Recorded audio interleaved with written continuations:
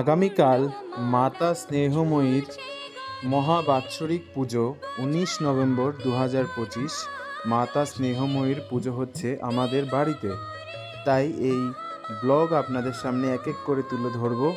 আপনারা প্রত্যেকে আমাদের পাশে থাকবেন এবং লাইক, কমেন্ট, শেয়ার ও যারা নতুন দেখছেন তাদেরকে সাবস্ক্রাইব করতে অবশ্যই অনুরোধ করছি। দেখুন বাচ্চারা কত সুন্দর করে মায়ের জন্য অনেক কষ্ট করে এই কাজ করছে।